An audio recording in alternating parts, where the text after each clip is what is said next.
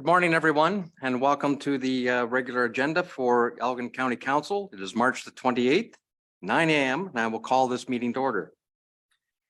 I would like to welcome everyone in the gallery, as well as those who are attending virtually. I want to also mention a special welcome to Deputy Mayor Richard Latham, the acting mayor of West Elgin. Just to inform council that West Elgin has indicated that at least on a temporary basis, Richard will be filling in as their representative, and he will be sworn in at our next meeting. We would move on then to the adoption of the minutes. Be it resolved that the minutes of the meeting held on March 14th, 2023 be adopted. Could I have a mover and seconder? Councillor Noble will move, mover and seconder, excuse me, and Councillor Hentz will second. All in favor? That's carried. Thank you. I would remind council of any disclosure of pecuniary interest in the general nature thereof. I see none noted. This morning, we were to have a presentation from Southwest Public Health. Unfortunately, they are unable to attend this morning, so we'll put them on a future agenda. Be it resolved that the presentation titled "A Public Health Unit for the Future" from Southwestern Public Health be deferred. Can I have a mover and seconder for that, please? Okay, Councillor Sloan will move. Did I see Councillor Widner down there second that? All in favor? That is carried. Moving into Committee of the Whole. Be it resolved that we do now move into Committee of the Whole. Mover and seconder, please. Councillor Cookett will move. And Councillor Noble will second. All in favor? That's carried. Section 6, reports of council, outside boards and staff. 6.1, the Tree Commissioner, Weed Inspector for the quarterly report from October through to December 2022. Morning, Jeff.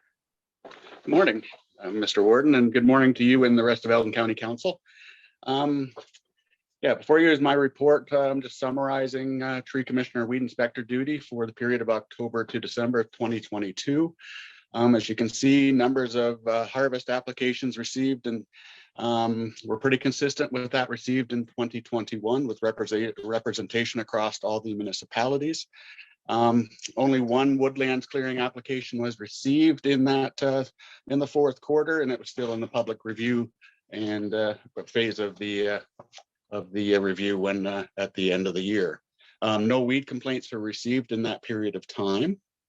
And just something I wanted to bring to the attention of County Council and industry news was just the there has been another discovery of the hemlock woolly adelgid in another location in Ontario. This one has officials kind of concerned because it's on the north shore of Lake Ontario, a little further east than they've discovered it before. Hemlock woolly adelgid is an aphid-like insect from Asia that is very destructive to our native hemlock trees. It can be spread by animals, wind, and human movement of nursery stock and wood products. It can be identified by small woolish white sacs that attach to the needles right at the base of the stem. It sucks the sap out of the tree and starts kind of it ends up killing the tree ultimately, but it starts off with discoloration of foliage, bud and shoot die back, and then eventually after 4 to 15 years, I guess the tree will die. So Eastern hemlock is considered a foundational species in a lot of our forests in Southern Ontario. It's very prevalent in Malahide and Bayam. So there is concern that how it will impact forest ecosystems and everything that relies on these trees. So if any councillors would like more information on that, I've provided a few links to online links to the adelgid. That's all I have for that report. If there are any questions. Thank you, Jeff. Does anyone from council have any questions for the Tree Commissioner? Just one, Jeff. What is the control mechanism for this invasive or this pest? Well, at this point in time, just from I've never seen it myself. I just attended a virtual meeting, quarantine, and try to reduce the spread.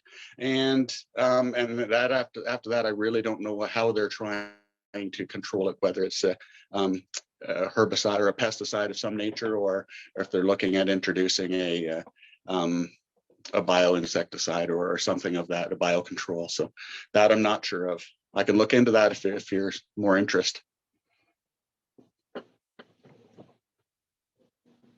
Well, I don't see anyone really interested at the moment. I'm just curious. Often these things are difficult to control. You have to have the proper equipment to do something with it.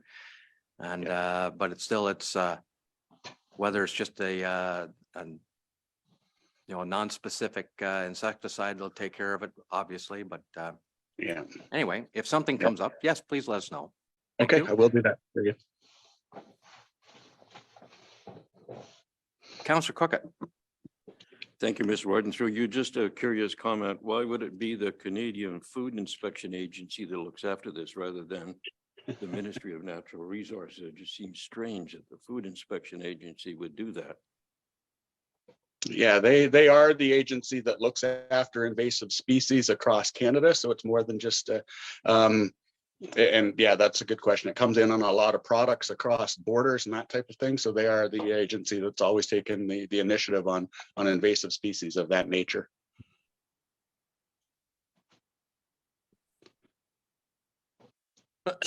Okay, thank you. Any additional questions? All right, Jenna, please. Be it resolved that the report titled Tree Commissioner Weed Inspector Quarterly Report, October to December 2022, dated March 23rd, 2023, from the Tree Commissioner Weed Inspector be received and filed. Can I have a mover and seconder, please? Councillor Hens will move. Councillor Sloan will second. All in favor? And that is carried. Moving on with 6.2, Tree Commissioner Weed Inspector, the year-end report for 2022. Again, Jeff. Yes, thank you, Mr. Warden. As you can see, harvest applications received over the entire year last year were very consistent with the previous year of 2021, and pretty consistent across the county by municipality, as well as the number of board feet harvested and the acreage involved in a lot of these harvests. So from a woodlands clearing, formal applications received was a little bit less than previous years, only received 2 applications last year. One was approved conditional upon conforming or adherence to the no net loss policy of the county and replanting the same acreage. And that one was in South Wold, and the other one I mentioned in my previous report in Dutton Dunwich was still under the review process at the end of the year. A total of 10 weed complaints were received over the 2020 season. This was pretty consistent with the year before. No weed destruction orders were issued in 2022. I've found over the past few years that most landowners, when I bring it to their attention that they have a noxious weed on their property, are quite willing to work and try to eradicate them. So, which is very fortunate. The annual Weed Inspectors Conference this past year was held in April, but was more of a online certification process with virtual questions and answer session. I did attend a number of virtual workshops over the past year on oak wilt, the hemlock woolly adelgid, Phragmites, and the beech leaf disease. That's the end of my report. If there's any further questions. Thank you for that report, Jeff. Does council have any questions regarding the year-end report? Councillor Hens. Thank you, Mr. Warden. Yeah, I have a question on the application to clear woodlot. Yes. In Dutton Dunwich, there is one. It's in the public consultation phase. Could you explain to me what that entails? Yes, when I receive a council exemption for woodlands clearing application, I have to circulate all abutting landowners with a template letter that's provided in the bylaw, the local municipality, local agencies, and just wait for responses back from those people that have been circulated with comment. So at the end of the year, that application was still in that phase. And further, is there a time frame, or when could we expect that one way or the other to be approved or disapproved? I'll be updating that one in my next report for the first quarter report for 2023. It has been approved. I can confirm that verbally. conditional upon conformity with the treatment, like the no net loss policy. Okay, thank you. Any additional questions?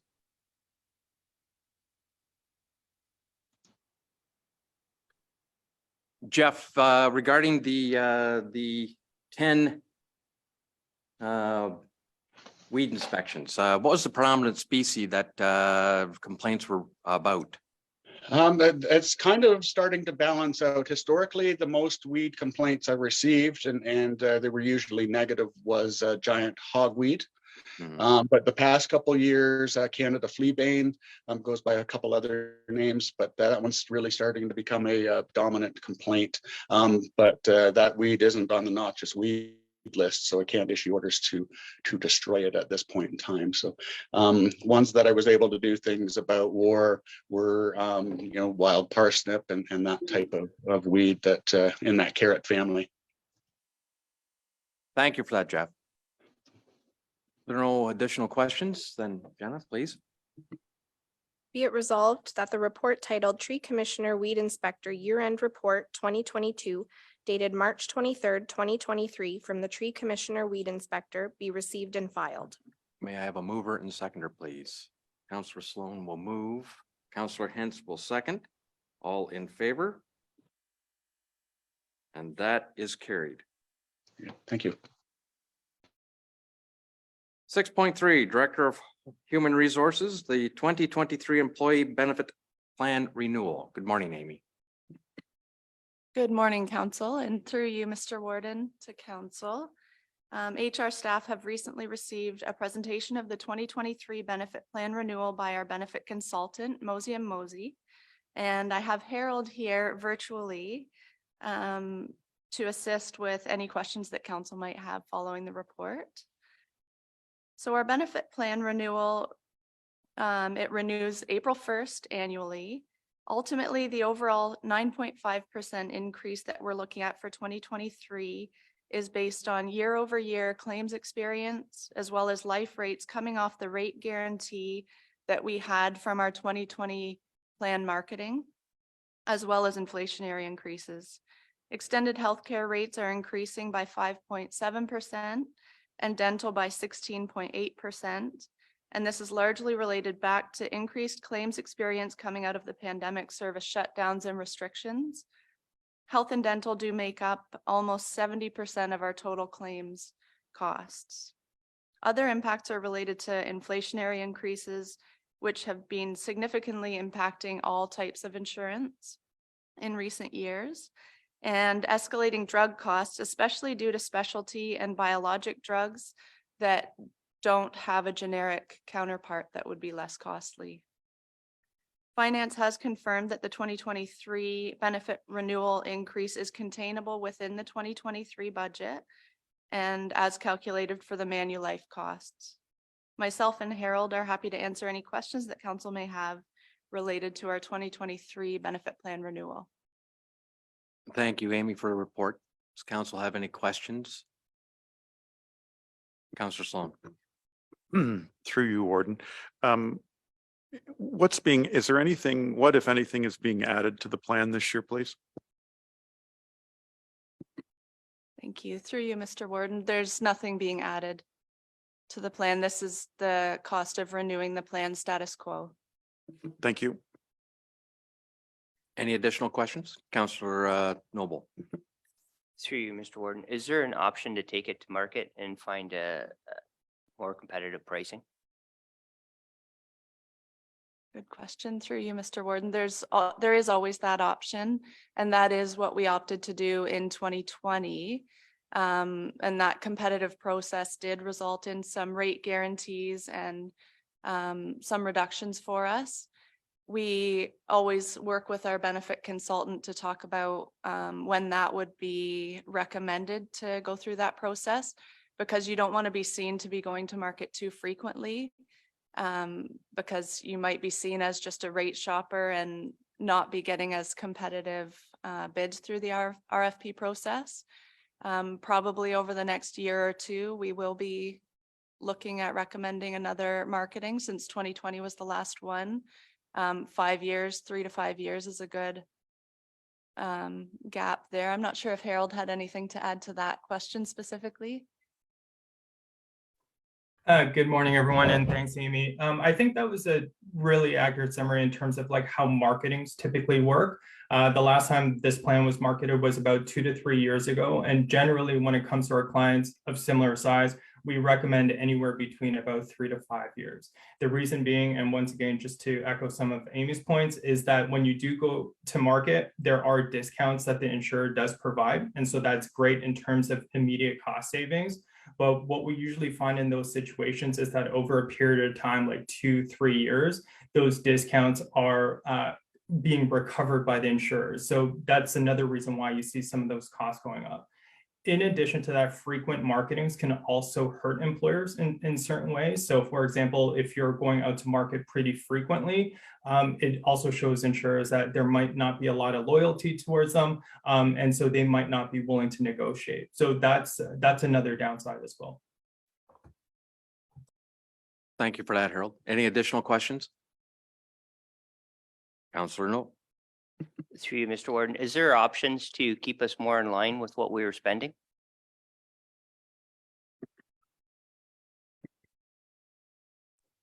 Through you, Mr. Warden. So do you mean like keep it pretty flat year over year? There was already significant negotiation, especially between Mosey and Mosey, our broker, and Manulife, because the initial numbers were quite a bit higher based on claims experience. And the inflationary impact that we're seeing across the board. So there's already been quite a lot of negotiating that went into getting it to the 9.5% mark, which is why we were confident bringing that number forward. And I don't think the insurer would entertain just a flat, given what the claims experience has been coming out of the pandemic, especially.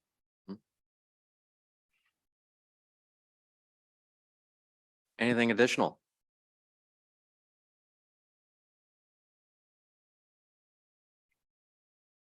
Amy, I would agree with your assessment there. Post-pandemic, of course, people are jumping back in using these services, and obviously we're going to have a cost impact. This may plane out over time, but I think it's prudent for the county to stay the course. Jenna, please. Be it resolved that County Council approve the 2023 negotiated renewal rate adjustments with Manulife Financial for the County of Elgin. Mover and seconder, please. Councillor Jiguer will move. And Councillor Widner will second. All in favor? Any opposed? It's carried. Thank you. 6.4, Chief Administrative Officer and Manager Procurement and Risk Emergency Response Vehicle, the EVR Replacement Contract Award. Good morning, Julie. Good morning. Thanks, Mr. Warden. Through you to members of council. This report provides details on a request for proposal that was issued for 2 emergency response vehicles for Elgin St. Thomas EMS or Emergency Medical Services. Details on those vehicles are included within the report, as well as a little bit of information about what those vehicles are used for. So they are used to provide emergency services and to support the supervisors in their role in assisting paramedics in daily operations. Services can also include supporting attending calls before an ambulance arrives for transport to hospital, directing care at multi-casualty incidents, coordinating operations with allied agencies. So this report does recommend that the contract for supply and delivery of 2 ERVs be awarded to Roland Emergency Vehicle Products, and that additional funding in the amount of $45,617,000 be used as detailed within the report, and that we be authorized to issue a purchase order for these vehicles, and that the 2 vehicles that are currently in service be declared surplus and auctioned on govdeals.com. With that, Mike and I are available to answer any questions you may have. Okay, thank you for that report. Are there any questions on this report?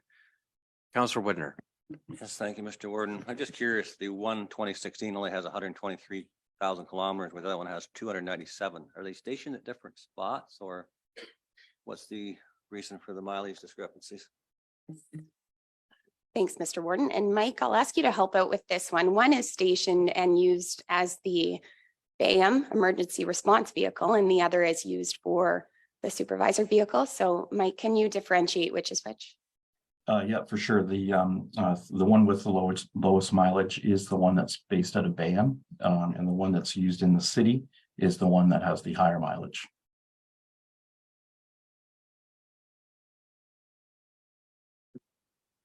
Counselor Whitner? Yes, thank you, Mr. I just wonder, would it be smart the next time just to start switching them over a little bit so they're a little more even? I imagine you're doing a lot more repairs on the 297 than you are the 123, but just a thought. Yes, through you, Mr. Warren, very good suggestion, and we'll pass it on to EMS. That's happening now at the end of March. It's going to get switched out because we are having some issues with the one with the higher mileage. But in the future, we'll try to make sure that those are evened off. And through you, Mr. Warden, to Councillor Widner. In the summer, we hope to transition to a transport capable unit in BAM, which will put both of these vehicles into supervisor rotation.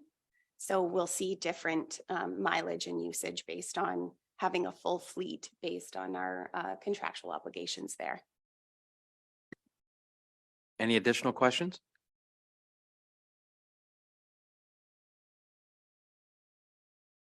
Seeing none, then let's call for the motion.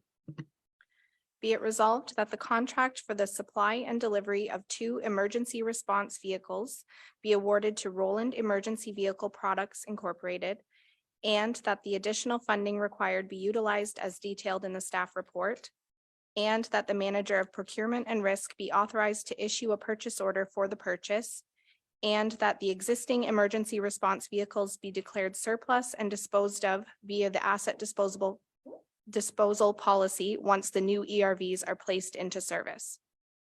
I have a mover and seconder for that. Counselor Noble will move. Counselor Sloan will second. All in favor? And that is carried. Thank you. Which brings us to 6.5, Director of Homes and Senior Services, Homes Long-Term Care Homes Quality Improvement Plan, the 2023-2024 submission to Health Quality Ontario. Good morning, Michelle. Good morning, and thank you, Mr. Warden, through you to members of council. Before you is the Long-Term Care Home Quality Improvement Plan submission for 2023-2024. All long-term care homes are required to submit an annual quality improvement plan to Health Quality Ontario, and this is part of Schedule D of our ALSA agreement. The Fixing Long-Term Care Act 2021 outlines the requirements related to quality improvement, which include a narrative report, a progress report, and a work plan. Quantitative data is obtained through Health Quality Ontario, through the Canadian Institute for Health Information, and the Continuing Care Reporting System. Each of our homes measures the effectiveness of our current programs through indicator comparisons and identifies opportunities or change ideas for improvement. The home's continuous quality improvement teams then set goals to either meet or exceed the provincial averages or to benchmarking targets. The QIP submission is mandatory, although the sector-specific indicators are prioritized. And for long-term care, we have 3 priority indicators. The first is emergency department visits. Second is resident experience. And the third one is antipsychotic medication usage. The quality improvement plans are required to be submitted to Health Quality Ontario by March 31st, 2023. The individual quality improvement plans that we've developed incorporate best practice guidelines, resident family satisfaction survey results, and they do align with our ALSA legislation as well as local, regional, and provincial priority indicators. The recommendations today before council are that the report be received and filed, and that council approve submission of the 3 quality improvement plans to Health Quality Ontario. And I'm happy to answer any questions you may have. And thank you for that report, Michelle. Does anyone have any questions? Counselor Cookett. Thank you, Mr. Warden. Through you, one of the priority indicators you mentioned is the percentage of potentially avoidable emergency department visits. How do you gauge that? So the criteria is pre-developed, and so we do receive reports from the Ministry of Long-Term Care quarterly. As well, we do our own tracking because we want to know, are we sending individuals because of falls, because of urinary tract infections, because of an exacerbation of a chronic health illness? So we utilize that data to develop our change ideas and to move forward. So good question. Hopefully I've answered that for you. Right, I guess I was just going at, you know, how do you really know that they're potentially avoidable? I can understand the tracking and do a great job with the tracking, but you know, to indicate that we avoided emergency visits is difficult in any area. Just a comment. Thank you. Any additional questions? Again, thank you for the report. Jenna? Be it resolved that the report titled Homes Long-Term Care Homes Quality Improvement Plan 2023 to 2024 Submission to Health Quality Ontario dated March 20th, 2023 from the Director of Homes and Senior Services be received and filed, and that council approve submission of the 3 quality improvement plans to Health Quality Ontario. Can I have a mover and seconder, please? Councillor Cookert will move. Councillor Noble will second. All in favor? And that is carried. 6.6 from the Director of Homes and Senior Services, Homes Administration, Housekeeping and Laundry, Infection Prevention and Control, Maintenance and Nursing Policy Updates. It's quite a mouthful, Michelle. Thank you, Mr. Warden, through you to members of council. So yes, the report is a number of departmental policy updates. And so our manuals updates ensure consistency and quality in our services. We're required to review them annually, as well as with legislative changes or practice changes. So the number of policy manuals commented or outlined in this report were reviewed by both myself and the respective department managers. There's a majority of changes are really minor in nature because they're just an update from the old Long-Term Care Home Act wording to the Fixing Long-Term Care Act legislation wording. We do have several new policies that you probably noted throughout the report, and a lot of those are related to our terrace lodge redevelopments. The addition has new equipment such as cart washes and new disinfectors. We did have legal review some of our consents, and so a couple of those were updated. And the Office of the Chief Coroner also updated some practices and procedures in regards to when a resident passes away. So the revised policy changes will be communicated to staff, residents, families, visitors, volunteers, and contracted workers as required.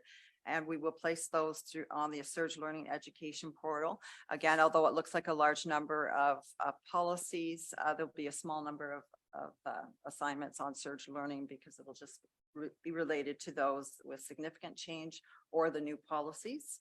The policy revisions do align with the Fixing Long-Term Care Home Act and best practices to support resident and staff safety and service delivery. So the recommendations before council today are that the report received and filed, and that council approve the policy updates to ensure alignment with current Ministry of Long-Term Care legislation. And I'm happy to answer any questions you may have. Thank you for that report, Michelle. Does anyone have any questions? Councillor Cookert. Thank you, Mr. Warden. Through you, I just can't resist making this comment. It is a comment about the changes in the policy manual. I noticed that one of the requirements is that you have to inform the staff and the residents and community at large for these policy changes. I note there are 57 in this particular report, and there were 101 in the report for January the 10th. And there were 86 in the report for December the 7th. That's well over 200. I think it's 288 changes, which is a major kind of, you notice they were, noted they were small changes. It's just kind of interesting that you have to, how do you inform the residents of 288 changes? And hopefully as a final comment, the changes are fixing the Long-Term Care Act. By now, I hope it's fixed. I prefer to call it FLTC Act. Yeah, so great questions and comments and through Mr. Warden, through you to members of council. So notification is done. We have monthly resident council meetings. So any priority changes or significant changes will actually take that policy to council for resident council and family council to provide them with those updates and allow them an opportunity to ask questions. We do also have public information binders that are located in the lobby of each home as required per legislation. So we'll do through our monthly newsletters, we'll do a communication that certain policies have been updated and are available for review in the public information binder, and that they can request a copy of them if required. So hopefully that's helpful, but you're correct. There's a large number of changes, and there is a significant requirement within our current legislation in regards to making sure our policies are updated and communicated. Thank you. Thank you for that. Any additional comments or questions? Seeing none, Jenna?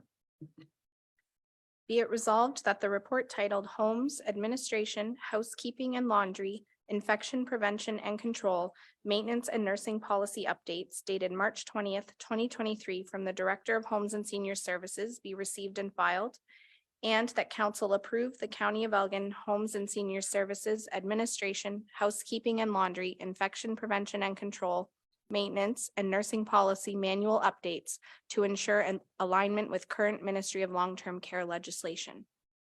May I have a mover and seconder, please? Councillor Noble will move. Councillor Cookett will second. All in favor? That's carried. Moving on to section 6.7, Manager of Library Services, the 2022 library performance.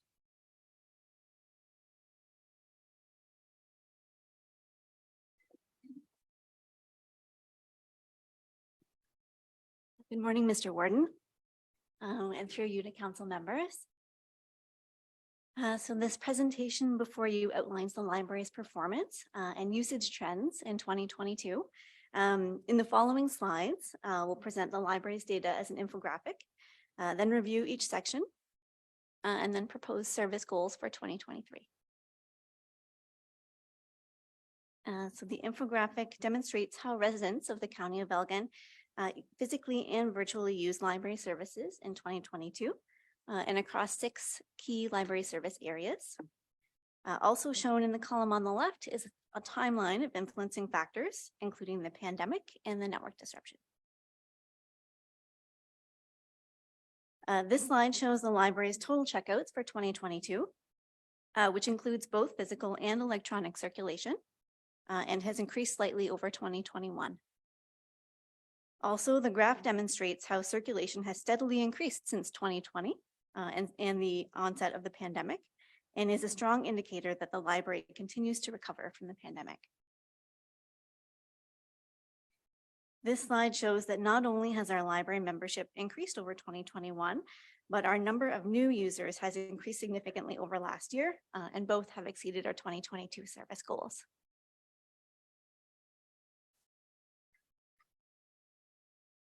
This slide is a snapshot of our online services. Although the in-branch use, which is the computer use and wireless sessions, this has increased significantly over 2021. The number of online sessions using the catalog and placing holds has decreased slightly. An influencing factor here is the impact of the network disruption on online services. So this particular service area has seen a significant increase over 2021, as library branches were open all 12 months of 2022, even if with modified service. And this is evident in the bar graph that you see here on the right, with increasing numbers of visitors to all 10 branches in 2022. This slide shows the library's digital checkouts by format and the variety of our digital offerings. The network disruption is an influencing factor here, impacting the number of digital checkouts in April, as well as the months following in 2022. Also, the program service area has seen a significant increase over 2021. And with March 2022 being the first opportunity to provide in-person staff-led programs at library branches since the onset of the pandemic in 2020. So lastly, these are our proposed service goals for 2023. I would also like to propose one additional goal, and that is to determine the rate of participation of our library users and relative to population. So the recommendations are before you, and I would be happy to answer any questions. Thank you, Natalie, for that report. Does anyone have any questions? Councillor Hens. Thank you, Mr. Warden. Through you, not a question, but a comment. I'm not sure of the capacity limits in Dutton facility, but I'm hearing the building's been full on a number of occasions. So I just want to congratulate library services and the Dutton staff. The programs are well received in my municipality, and it's just terrific to see. So thank you. Thank you very much, Councillor Hens. Councillor Jiguer. Thank you, Mr. Warden, through you. Yes, thank you for the report. And it's nice to see it. And every year it gets a little bit more specific with clear targets. And then it's nice to be able to see the progress based on last year's targets. I'm happy to hear you will consider adding the rate of participation. I appreciated that you shared the link to the data, the provincial data. Sometimes a bit of a dangerous thing, but I enjoyed having a peek there. And so my concern was that we appeared to be a little bit below average, perhaps, depending how you count in terms of population. It's like the number of users we reach based on our total population. And that's a bit of a concern because when I think of performance, maybe that's the goal for next year, is to add financial performance to the report, because it looks like we're spending more per active card holder. So our spending is higher, but our participation rate is lower. And I don't know if that's accurate, like that's just me playing with the numbers, but I think it would be good if that's our decision to do that, then I would like it to be a conscious, transparent decision. This is how much we spend per user. It's above the provincial average, but this is our intent because we're getting good feedback and the library is full. So I think that it's time to add the financial component, because you can see our numbers are just starting to recover from 2018, but our spending has not decreased at all. It's gone up significantly every year. So thank you. That'd be my recommendation for next year. Okay, thank you for your questions. Any other questions, comments? Well, the trend of use is definitely going back to the way it's supposed to be. It is interesting that, yes, you've got more than double the electronic users, but it's decreased from last year, which is an interesting observation. We'll see what happens for 2023. See no further comments or questions? Be it resolved that the presentation titled 2022 Library Performance dated March 28th, 2023 from the Manager of Library Services be received and filed, and that a copy of this presentation be submitted to local municipal partners in the County of Elgin. Can I have a mover and seconder, please? Councillor Sloan will move. I'm sorry. Councillor Jiguer will second. All in favor? That is carried. Thank you. 6.8, Director of Community and Cultural Services, Library, Museum, and Archives 2023 Service Update. Morning, Brian. Good morning, Mr. Warden, and through you to council. I'm pleased to bring forward our first comprehensive update to this council regarding the many programs, projects, and initiatives going on in our department. I've outlined them in the report. I would like to speak further just to a few of them. So to pick up on your comment about March break, we did have an extremely busy March break and had to manage attendance in a few cases where we actually had to stage people even coming in and out of the building relative to how many people we're allowed to have inside. So that's a nice problem to have. A number of factors, I think, explaining this real outburst of attendance. Number one, the quality and diversity of the programs themselves. Obviously, post-pandemic considerations. And, we got a sense of the economy as well, that our programs are free and, allowing people to partake in these opportunities when they may not be able to afford many other things right now. So a whole bunch of factors there, but certainly I got to credit our staff, some very creative ways of accommodating. And if I could just even of all the sponsorships and partnerships we had, and one example is we were able to partner with Dutton Dunwich on the bunny therapy program through a healthy living grant, and that it was just kind of came to us as a good opportunity, and that program was extremely well attended. People loved petting rabbits. So anyway, extremely busy March break.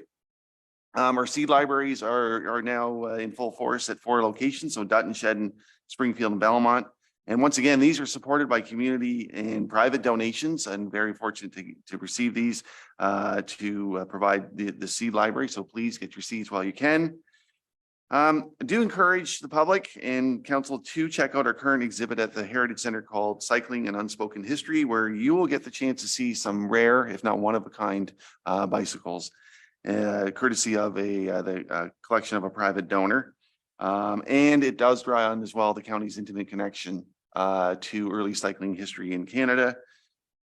We've run some very successful programming already relating to this, and we have some further programming happening. You'll be receiving a report before the end of April about an event in May that we're planning. That will be a cycling day event at the Heritage Center. And our newspaper digitization project and archives is going strong, largely thanks once again to donations such as from the Ontario Genealogical Society and the Bushel Estate, which I've outlined in the report. We've had great success in achieving keyword searching results within these newspapers, which has unlocked all kinds of research possibilities and was the topic of the media coverage that I outlined in the report that we were very happy to receive. So these are highlights only, and I'm certainly happy to answer any questions. Before I do leave the floor, we want to assure council we are going to be working with West Elgin to put West Lauren over the top for Craft Hockeyville this weekend as well. And we have a number of promotions relating to that in our library branches. So with that, I'm happy to answer any further questions. And thank you for that report, Brian. Does anyone have any questions and or comments? Everyone is well satisfied, Brian. Thank you. Jenna?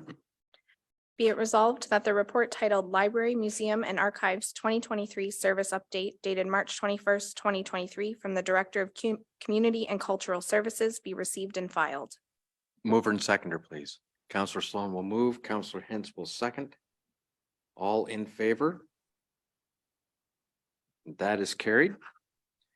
6.9, Manager of Economic Development, Tourism, and Strategic Initiatives, Elgin Incentives 2022 Year-End Review. Morning, Carolyn. Good morning, Mr. Warden. Through you to council, through our Elgin Incentives Community Improvement Plan, the county offers incentives to businesses to stimulate economic growth and diversification, improve quality of place, and ensure sustainability of the tax base. Elgin Incentives focuses on downtowns, agricultural areas, ports, and lakeshore areas, as well as other key tourist areas.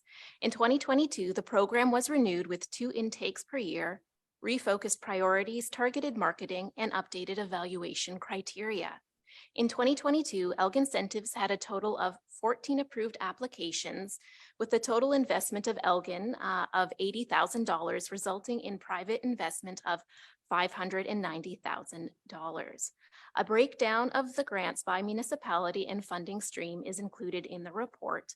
Of the 14 approved applications, 7 were new to the Elgin Incentives program and 7 were returning applicants. For many of the approved projects, the funding expedited timelines and allowed businesses to add additional elements to the work that they were already undertaking. For a few, the funding was the deciding factor in going ahead with their project, I would say about 3 or 4. Without the funding, their timelines and or the scope of their project would have been severely impacted. So along with the implementation committee, we continue to evaluate the program and make adjustments to our marketing and communication strategies to ensure that businesses who are considering expansions and or new investments are aware of the program with the goal of encouraging new investment in Elgin County. And I would be happy to answer any questions. Thank you for that report. Does anyone have any questions? Mr. Warden. Yes, Councillor Jones. Thank you, Mr. Warden. Through you to Carolyn. Carolyn, over the past 3 years through the pandemic, have you seen any indication of the businesses we've helped out over the past 3 years, if they're still up and operational, or is there some that have dropped off by the wayside? Any indication of that? Through you to Councillor Jones, through the Elgin Incentives Program, we did see local businesses trying new things throughout the pandemic to stay competitive. And we did fund some projects like expanded outdoor markets and things like that, that would help them when indoor activities weren't possible. So we did see some of that. We did see a slight increase in applications, but overall, that would be my observations. Okay, anything additional?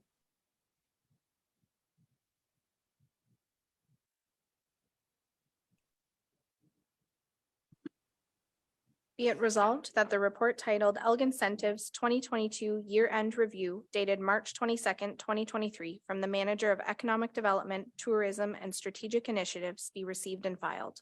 May I have a mover and seconder, please? Jones. Councillor Wood. Councillor Jones will second and Councillor Widner will move. All in favor? That's carried. 6.10 Solicitor County Council composition.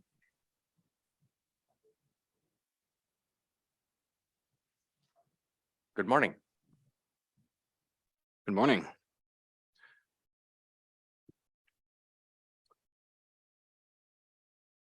So the report before council regarding the composition of county council, and through you, Mr. Warden, to council will recall that at its January 10th meeting, it considered correspondence from the town of Aylmer requesting that the county review lower tier representation on county council. I believe at that time, Ms. Gonu gave a preliminary response and indicated that staff would bring a more detailed response, and that's what I'm here to do today. Put quite simply, it's within the power of county council to reform itself as it sees fit, subject to certain requirements that you'll find in the report, but there is no obligation on council to do so. And as a result of that, the recommendations are as follows. First, that this report be received and filed. And second, that council either take no further action at this time or direct staff to return with a report considering the relevant data and corresponding options for changes to council, or direct staff to source a consultant to develop a report that does substantially the same. To very briefly review the pertinent points, any reconsideration of the composition of council would likely have to take into consideration representation by population, but there are other factors that council could take into account, none of which are prescribed, but which could include things like populations of special interest. But I think the headline item here is simply that this is something that's within the power of council to do and which council cannot be required to do. And subject to any questions, I would, the recommendations are before council. Thank you for that report, Andrew. Does anyone have any questions or, yes, Councillor Cookett. Thank you, Mr. Warden. Just a few comments. First of all, it wasn't the intention of Elmer Council to increase the voting capacity of Elmer in this body. Although it'd be nice if I had 3 votes, but 1 is fine. I think the intention was to take a look at how the actual, composition was formed. I believe the province is looking at reviewing the composition of all county areas. And I suppose if we look at how composition is formed in democracies, either they take kind of they look at a kind of Senate idea in which representatives represent a particular area regardless of population, or they look at rep by pop, which is, having a representation based on population.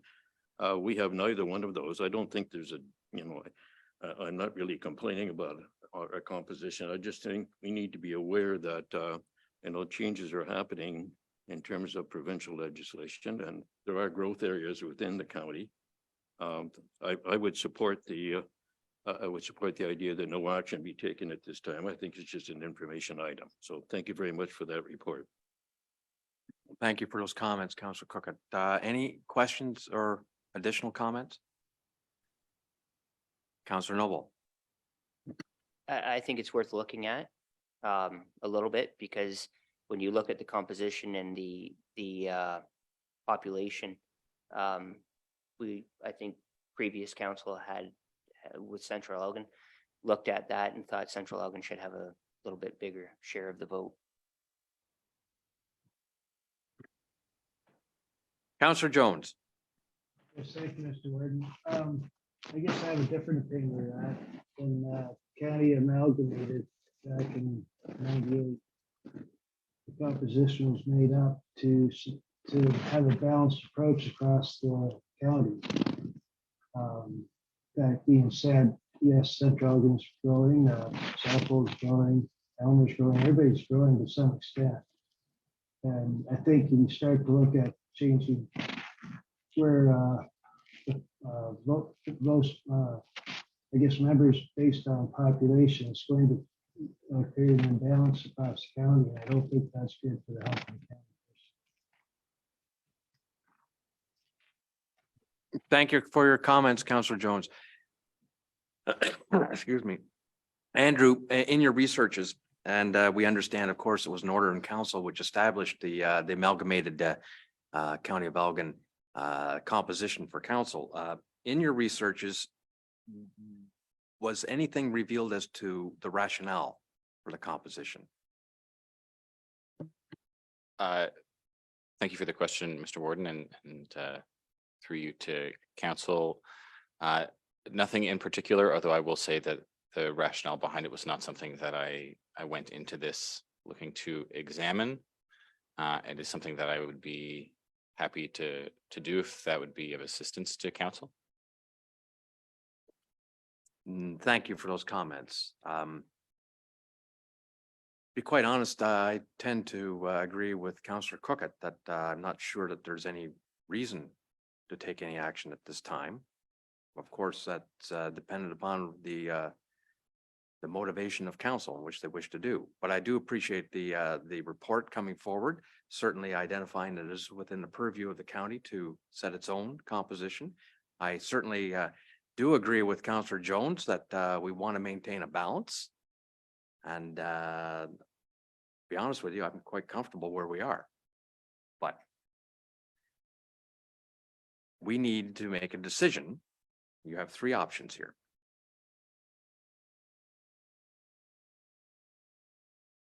For Whitner. Yes, thank you, Mr. Warden. I just agree with receive and file. I think some of the population thing means a lot in my mind, because like in our particular case, we're so long and big that it needs two people on there. So but I would just move to receive and file. Councillor Sloan. Through you, Warden. Wasn't the request from Aylmer that we review? It was, and I believe Councillor, the representative from Elmer has already indicated that he's satisfied with the report and that he was comfortable with leaving it alone. Councillor Cookett. Yeah, thank you. Through your comment. Yes, I'm quite satisfied that we had a report. I'm not saying that we don't do anything in the future, but I'm quite happy with what exists now. In terms of some of the rationale, you asked a question about the rationale. I believe that when the amalgamation happened in the nineties that Central Elgin received two votes because of its size. And I believe, and maybe I'm incorrect, but Malahide received 2 votes because the township of South Dorchester was amalgamated with Malahide, and that was to kind of compensate the town, the township of South Dorchester. Elmer and Central Elgin are growing quite quickly, so we'd hope that the county would pick up a report in a couple of years to look at this, but I don't think there's anything necessary right now. Thank you for your comments. Any additional questions, comments? Councillor Noble. Through you, Mr. Warden. Just an observation that some of the boards I sit on, they do a weighted vote instead of adding more representation onto the board. Thank you for that observation. Yes, it's done often in the conservation authorities.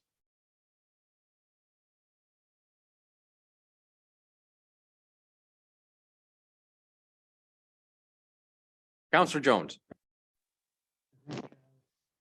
Councillor Whitner had moved, had made a motion. I'm happy to support that motion. So that's to receive and file? Right. All right. So please read the motion.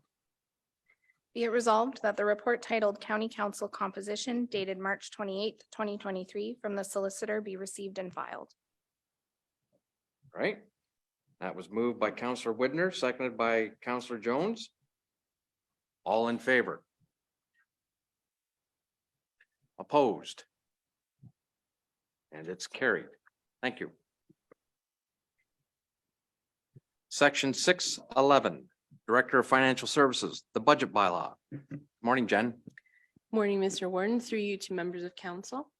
Attached to your agenda today is the bylaw that supports decisions that were made at the March 14th, 2023 meeting of council as it relates to holding the farm tax ratio to 23% of the residential ratio of 1 and allowing grants for the landfill portion of tax for the municipalities of West Elgin and Dutton Dunwich. Additionally, the bylaw includes ratios, tax rates, operating and capital budgets. Staff seek final approval on the bylaw as presented in order to finalize the 2023 county budget, and the recommendation is before you. I'd be happy to answer any questions.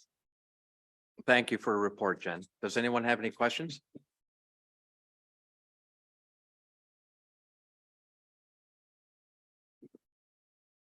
We're almost there, completing the budget process, almost.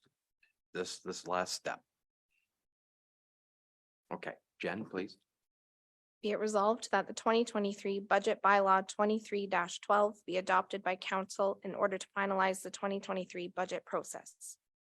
May I have a mover and seconder? Councillor Sloan will move. Councillor Cookett will second. All in favor? That is carried. Thank you. 6.12, Director of Financial Services regarding the farm tax ratio comparison. Through you, Mr. Warden, to members of council. At the last council meeting, staff were asked for clarification on comparator ratios from surrounding area counties. After that meeting, we were able to reach out to our treasurers from across Ontario through the Municipal Financial Officers Association, and we were able to find comparator counties surrounding the county of Elgin that do have some reduced ratios. 5 of the presented counties are at a rate less than 25%. So this is for your information and to be received and filed. Thank you for that report, Jen. Does anyone have any questions? Concerns? I would note that the comparators that you're talking about is Southwestern Ontario, of course. If you broaden it out across Ontario, there are more counties. In fact, even I believe the region of Halton, perhaps even Peel have reduced ratios for the farm tax. Those are urban areas, of course. So just throwing it out there, letting you know that we're not alone out here. Okay. Jen, please. Be it resolved that the report titled Farm Tax Ratio Comparison dated March 22nd, 2023 from the Director of Financial Services Treasurer be received and filed. May I have a mover and seconder, please? Counselor Noble and Counselor Jiguer will second. All in favor? That's carried. 6.13 from the General Manager of Engineering, Planning and Enterprise, Deputy CAO, regarding the draft plan approval, plan of subdivision file number 34T-BA 2201. Good morning, Brian. Morning, Mr. Warden, through you to council. Staff report before you details a draft plan of subdivision for which staff are recommending be approved, prepared by CJDL Engineering. That entails a development proposing 8 residential lots fronting onto North Street, all to be serviced by municipal servicing, which is inclusive of sanitary water and stormwater.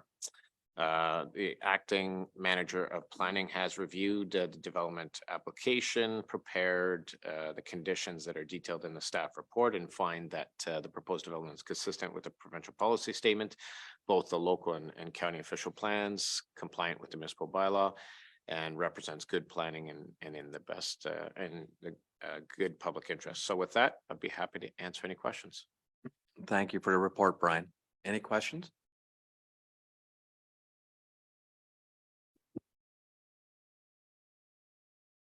Jenna, please. Be it resolved that council grant draft plan approval to the draft plan of subdivision proposed by CJDL Engineering Limited, file number 34T-BA 2201, and that staff be directed to provide notice of this decision subject to the conditions for final approval in accordance with the Planning Act. Mover and seconder, please. Counselor Noble will move. Counselor Cookett will second. All in favor? That's carried. All right, it is a little past the hour. Does anyone wish a break? Let us take a 10-minute break. Thank you. Welcome back. We left off at section 6.14, General Manager of Engineering, Planning and Enterprise, Deputy CAO, regarding the parking bylaw amendment, Bridge Street. Brian, please. Thank you, Mr. Warren. Through to council. Staff report before you is in response to receipt of a resolution from the municipality of Central Elgin requesting parking restriction change as it relates to Bridge Street, the county's road, County Road 4.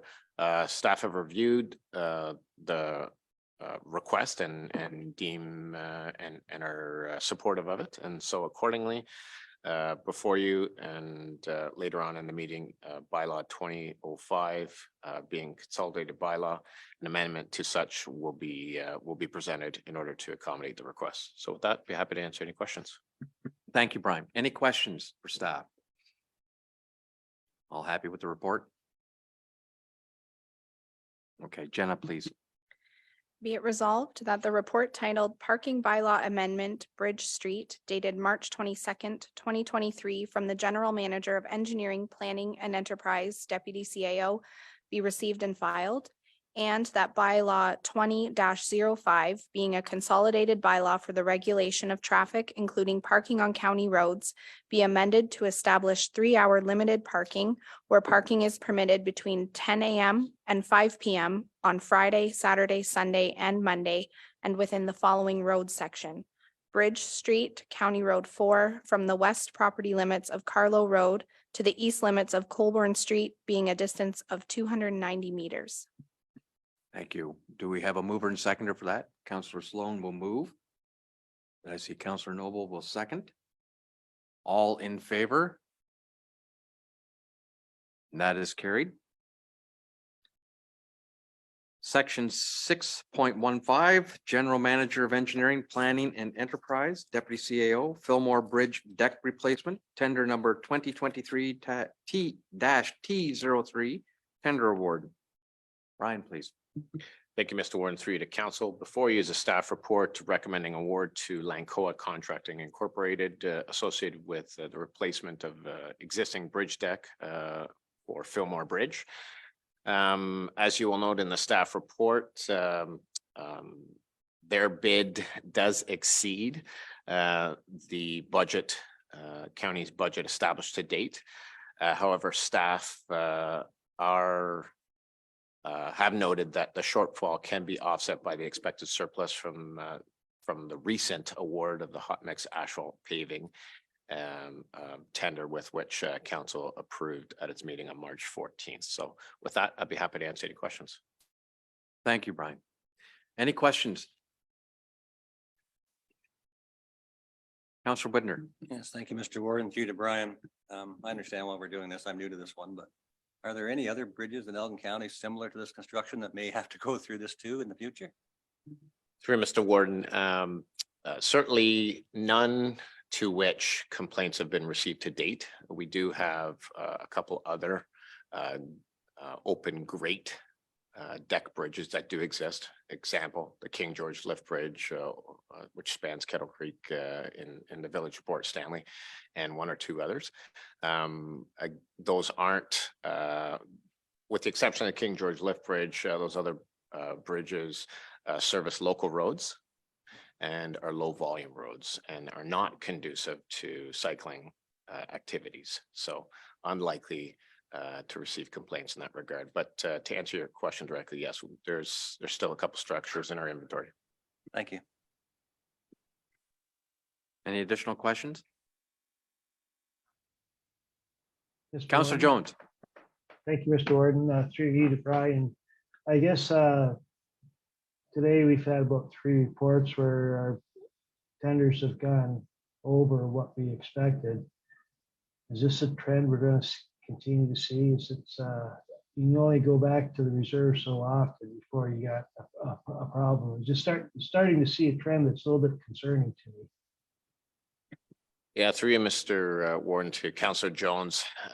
I'm happy to report that the tender awards presented today, which may be over the specific project budgets, can all be accommodated based on surpluses on other recent tender awards, and thus no need to go back to reserves at this point in time. So staff is similar to Fillmore Bridge. The budget was established with the support of our external consultant, and unfortunately it, as you noted, is just a representative of what the market is indicating at this point in time. Any other questions?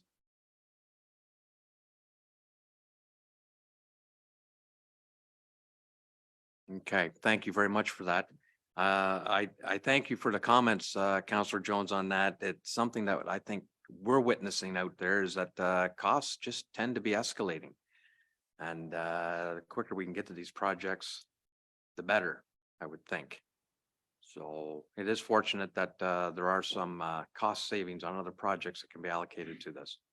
So with that, Jenna, could we have the motion, please?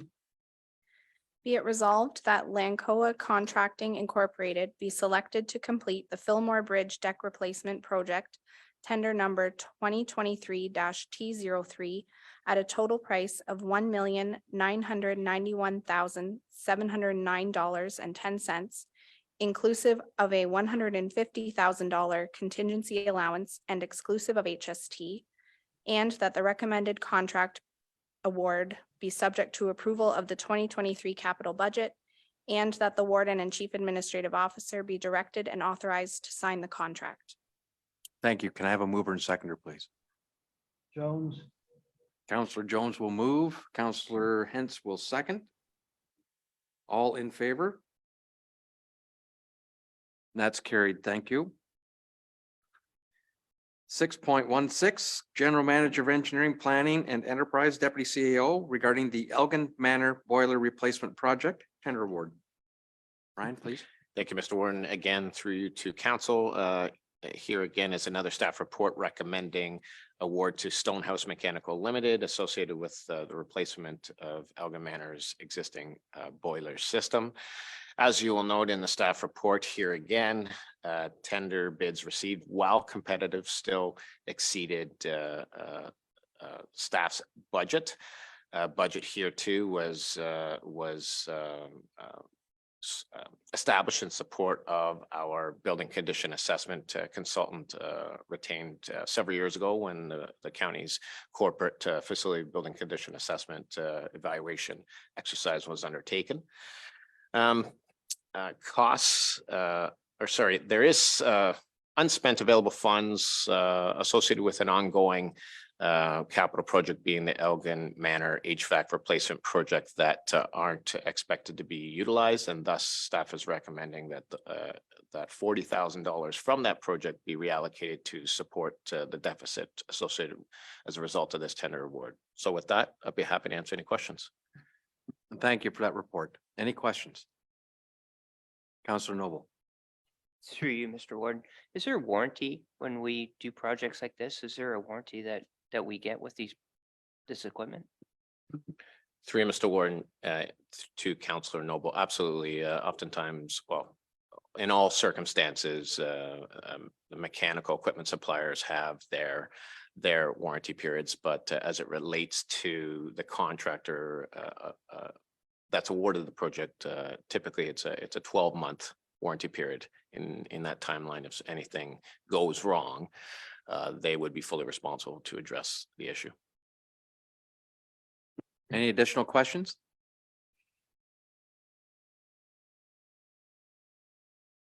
Jenna, please.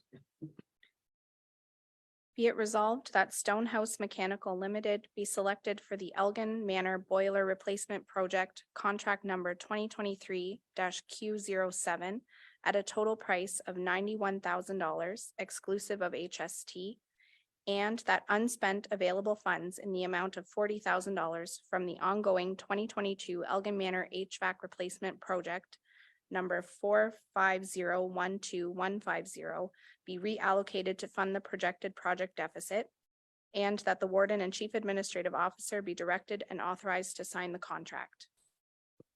May I have a mover and seconder, please? Councillor Whitner will move. Councillor Sloan will second. All in favor? That is carried. Thank you. 6.17, General Manager of Engineering, Planning and Enterprise, Deputy CEO, Terrace Lodge Air Handling Unit Condenser Replacement Project Tender Award. Brian, please.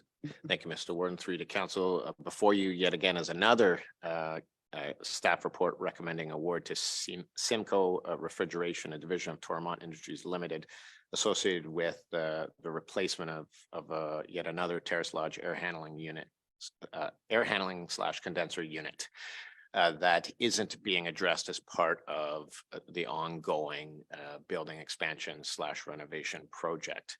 Admittedly, costs bids received were significantly higher than staff had anticipated based on past experience, including as recent as last year. Again, representative of what the industry is indicating. These units have long lead times, are highly sought after, and there's very few vendors that manufacture this type of equipment. So with that, the recommendation is before you. I'd be happy to answer any questions. I will note before doing so, here again, as a result of the deficit, staff had originally as part of the 2023 budget plan to replace some existing concrete sidewalks, flatworks, as well as address several electrical component replacement components at the home itself. Staff have reviewed what was originally planned for in that scope of work and feel and are quite confident that that work can be deferred a calendar year. So staff is recommending that the allocated budgets for those two items be reallocated to fund the deficit for this project, given that replacement of the condenser unit is a higher priority. So with that, happy to answer any questions. And thank you for that report, Brian. Any questions?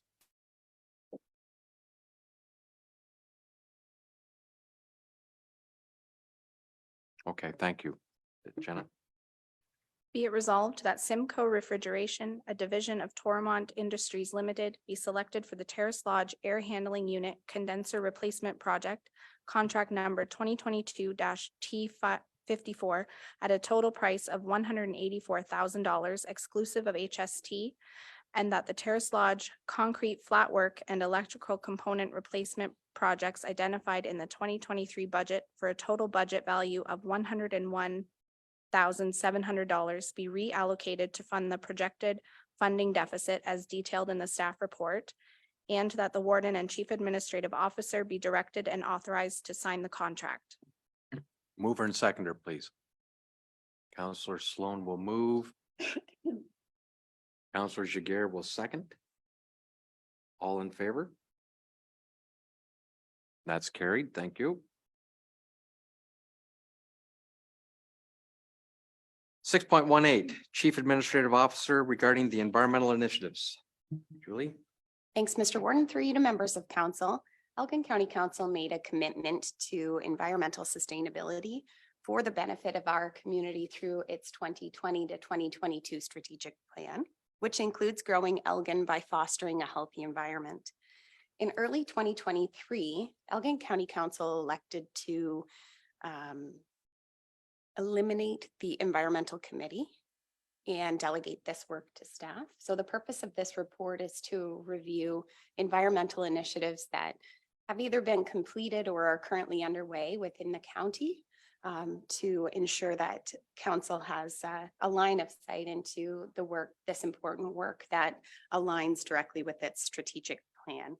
So the report is pretty self-explanatory, but we would be happy to answer any questions council may have and or provide any follow-up information in subsequent reports.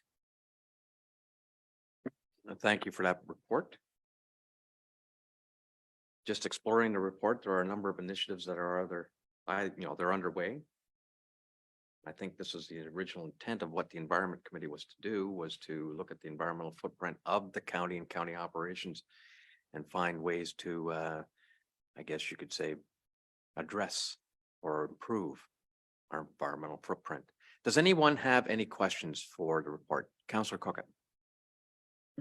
Thank you, Mr. Warden, through you to Julie.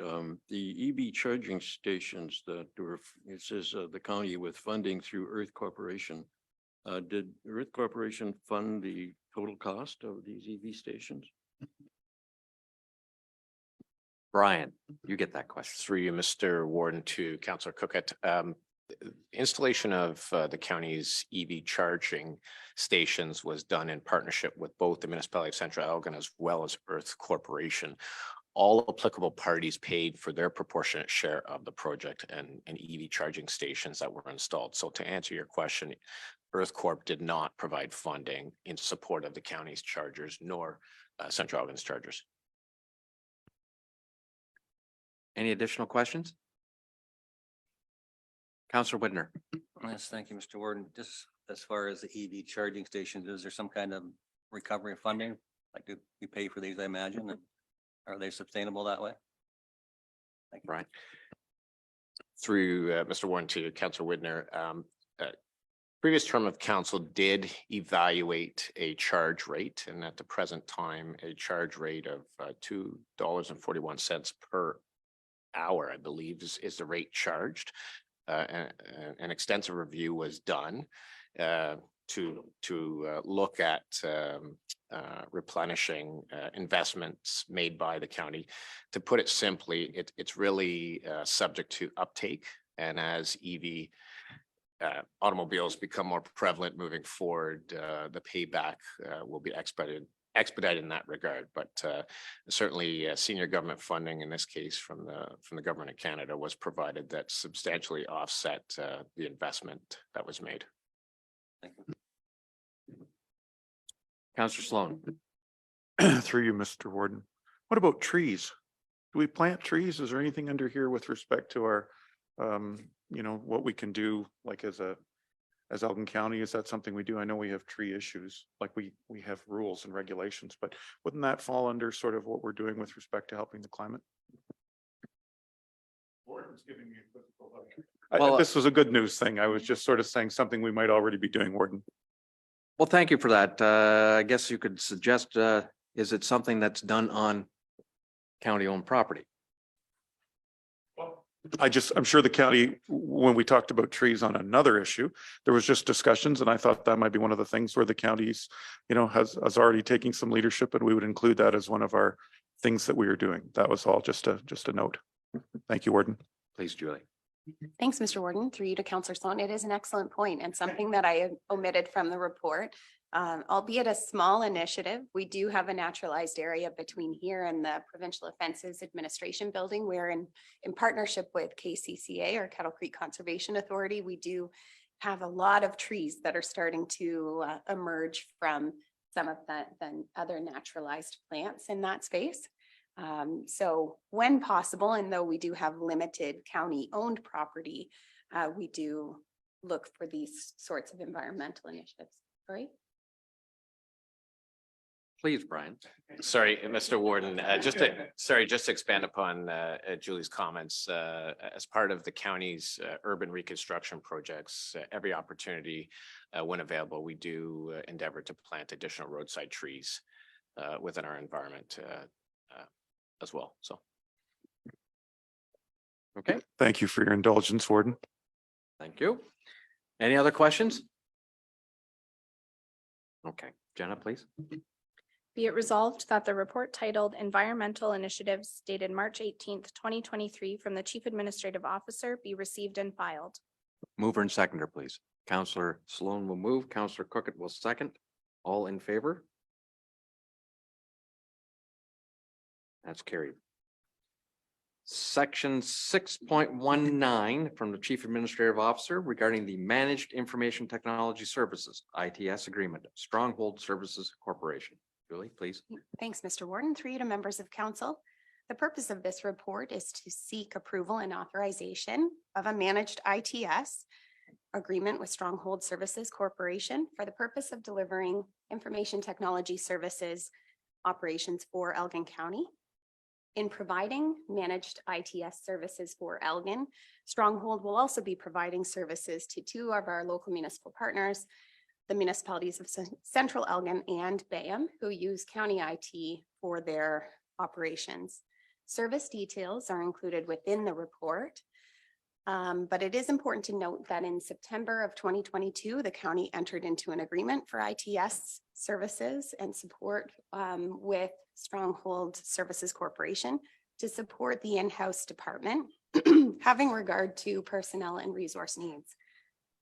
Managed IT will provide full operational support for all of the county's IT needs, including the provision of 2 on-site personnel during regular business hours and on-call support outside of regular business hours.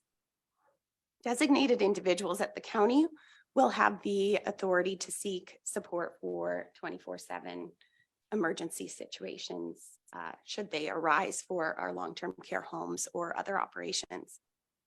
The proposed managed ITS agreement has a term of 3 years and has an annualized value of $719,940 based on the current number of county systems and subject to a number of provisions included within the report. The report also includes a recommendation to support single sourcing for the process of managed ITS. Since Stronghold has been supporting our services since September, they are ideal in order to carry on with this service moving forward. It is anticipated that there will be savings achieved year over year, and that those savings we propose be reported back to the budget committee as early as spring of 2023, so that we have kind of a path forward with respect to budget planning. We will be sending out formal communication to our partners in Central Elgin and Bayham. And we do have a number of recommendations included within the report, which Jenna will review. But with that, I'd be happy to answer any questions council may have. Thank you. Does anyone have any questions?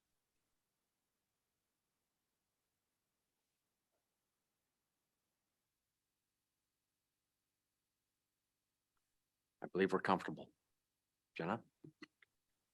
Be it resolved that the report titled Managed Information Technology Services, ITS Agreement, Stronghold Services Corporation dated March 22nd, 2023 from the Chief Administrative Officer be received and filed.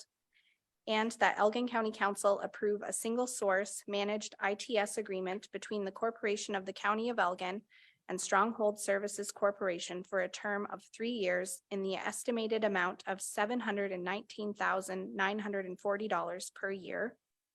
And that Elgin County Council authorize the Warden and Chief Administrative Officer to execute a managed ITS agreement with Stronghold Services Corporation on behalf of the Corporation of the County of Elgin, provided that the said agreement is satisfactory to the Chief Administrative Officer and Director of Legal Services.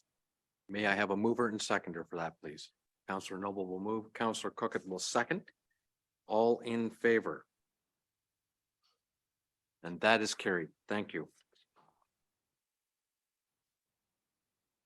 Section 7, Council Correspondence, 7.1, items for consideration, 7.11, resolution from the Township of Malahide requesting that Elgin County conduct speed and traffic counts on Lions Line. Does anyone wish to speak to this? Counselor Widner. Thank you, Mr. Warden. I was out looking at this particular spot. I think one of the problems is the 80 sign that's for west and the 60 sign going east are kind of in the same spot. So maybe if we move the 80 down a little further, we'll try to make the whole area into a 60, but that's just what I've noticed there. So, and it's right where the bus would stop. So it's something maybe look at. Thank you. Okay, thank you for those comments. Any additional? Counselor Cookett. Thank you, Mr. Roden. Just a comment, the press release from the warden's meeting, I think, talks about a mobile crisis response team. And talks about a mobile crisis response team funding support for the Ontario Provincial Police. It doesn't mention anything about local police forces. And Elmer is one of those areas that has a local police force, and certainly we do have a mental health professional that joins the police force, I think, once a week, but certainly we could use support for more there. Thank you. Thank you for those comments. Can we carry those comments forward to the next item of correspondence for information? Yep. So just remember that. Anything pertaining again to the resolution from the Township of Malahide? All right, Jenna, please. Be it resolved that staff be directed to conduct speed and traffic counts at Lions Line west of Imperial Road to determine the necessity of extending the 60 km/h speed limit westerly beyond the built-up residential area and report the findings to County Council at a future meeting. Mover and seconder, please. Counselor Shiger will move, Counselor Widner will second. All in favor? That's carried. Now, 7.2, the Western Ontario Wardens Caucus media release. Western Ontario Wardens Caucus supports permanent mobile crisis response team funding. Without having to put you back through that again, Jack. Wonderful. Any other comments, or does anyone wish to speak to this particular media release?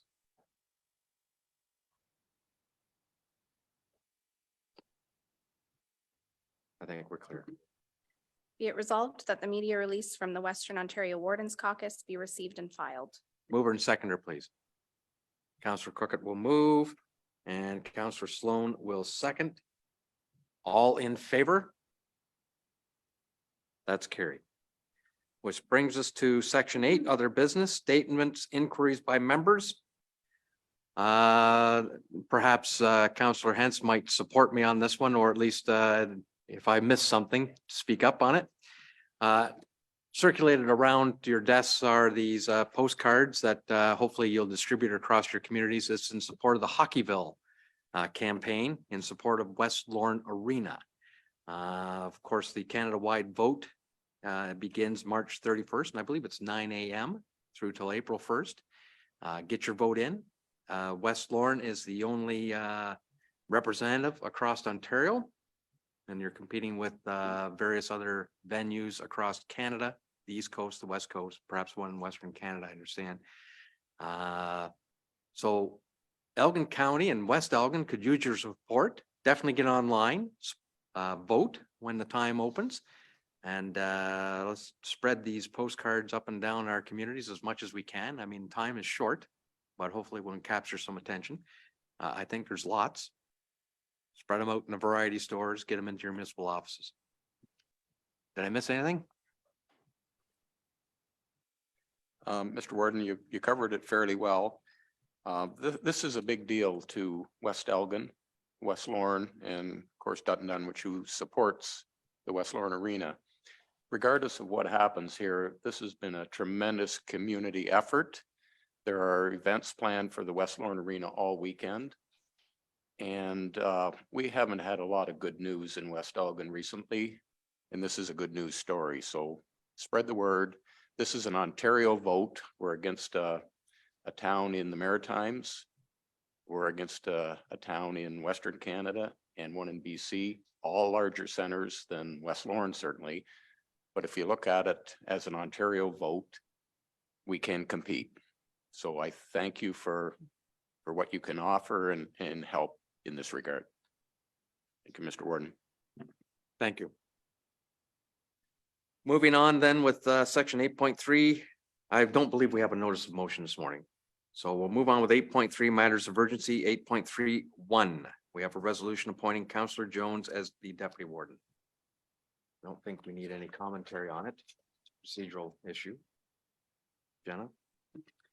Be it resolved that Councillor Jones be appointed as deputy warden for the remainder of 2023. Is that how the motion should read? Or do you want it to remainder of the, I guess you're right. Yeah, you're right. Excuse me. Thinking of a 4-year term. Do we have a mover and Please no. seconder, please?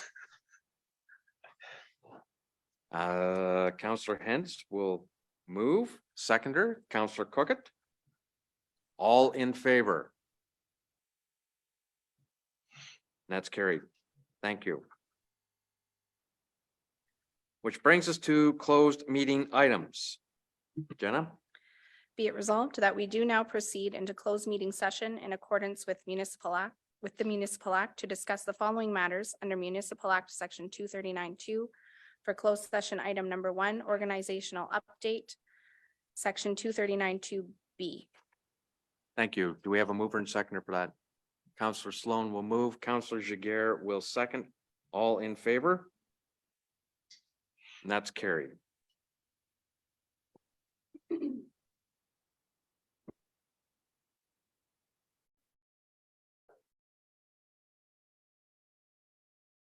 We're back.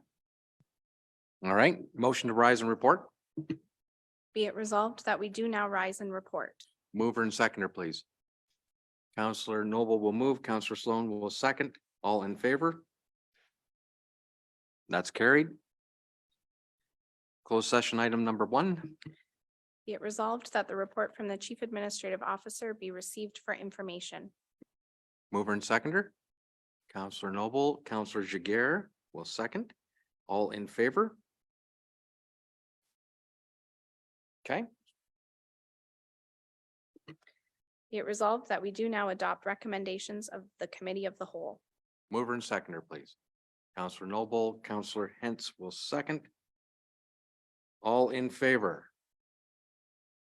That is carried, which brings us to section 12, consideration of the bylaws. Be it a first, second, and third read of bylaw number 23-12, being a bylaw to provide for the adoption of the 2023 budget of the Corporation of the County of Elgin and to establish the 2023 tax ratios and 2023 tax rates for the said corporation of the County of Elgin and its constituent lower tier municipalities. Mover and seconder. Councillor Widner and Councillor Noble. All in favor? That's carried. Be it a first, second, and third read of bylaw number 23-13, being a bylaw to declare a vacancy of the office of County Councillor held by the Mayor of West Elgin. Mover and seconder, please. Councillor Widner. Yep, Jones. Councillor Jones. Thank you. All in favor? That's carried. Be it a first, second, and third read of bylaw number 23-14, being a bylaw to amend the schedule to bylaw number 20-05, being a consolidated bylaw for the regulation of traffic, including parking on county roads, and to repeal bylaw number 22-31. Mover and seconder, please. Counselor Noble, Counselor Jones. All in favor? That's carried. Confirmation bylaw. Be it a first, second, and third read of bylaw number 23-15, being a bylaw to confirm proceedings of the municipal council of the corporation of the county of Elgin at the March 28th, 2023 meeting. Mover and seconder, please. Counselor Hentz, Counselor Cookit will second. All in favor? That's carried, which brings us to the adjournment motion. Be it resolved that we do now adjourn at 10:54 a.m. to meet again on April 11th, 2023 at 9:00 a.m. Mover and seconder, Counselor Whitner. Counselor Jones, I see your hand up. Okay, all in favor? That is carried. Thank you all for joining us this morning.